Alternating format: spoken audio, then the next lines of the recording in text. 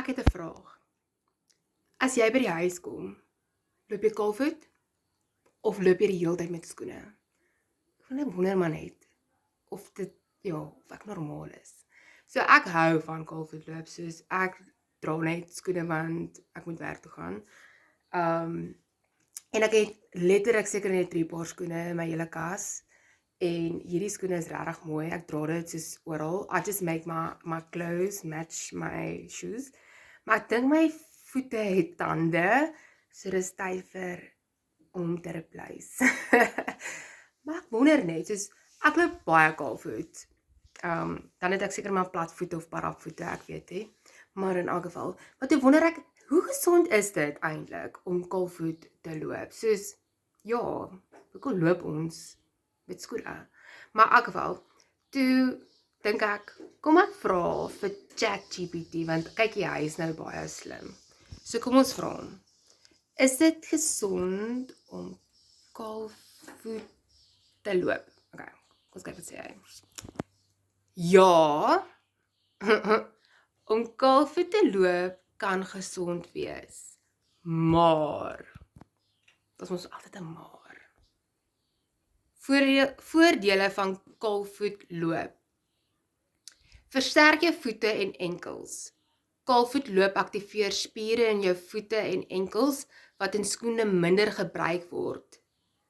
Dit kan help om stabiliteit en balans te verbeter. So manne, as julle weer uit die kroeg uitloop, loop maar eerder kaalvoet uit. Jy gaan meer stabiel wees en 'n beter balans hê.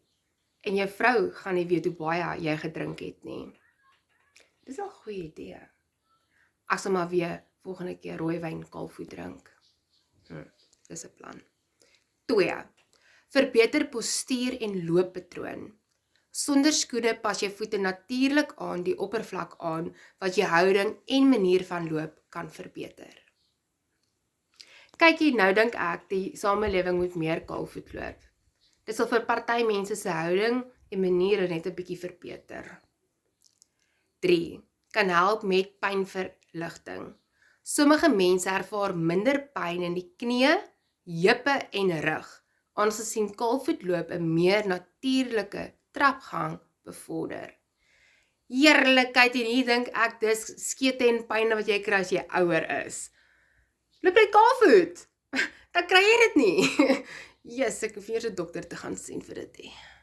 Nommer 4. Sensoriese stimulasie. Jou voete het baie senuwees. Kaalvoet loop stimuleer dit en kan selfs jou sirkulasie bevorder. Mense met spatare of bang is vir spatare loop net kaalvoet, jy het nou gehoor. Okay, is risiko's ook. Risiko's. Okay, nommer 1. Beseringsgevaar. Skerp voorwerpe soos glas, klippe of metaaldraad kan sny of steek. Ek weet nie waar ChatGPT dink ek gaan loop nie. Ek gaan nie op 'n rioolplaas gaan loop nie, en ek gaan ook nie in China gaan kaalvoet loop nie. 2. Insekbyte of infeksie. Bakterieë of swamme in grond kan voetsiektes veroorsaak.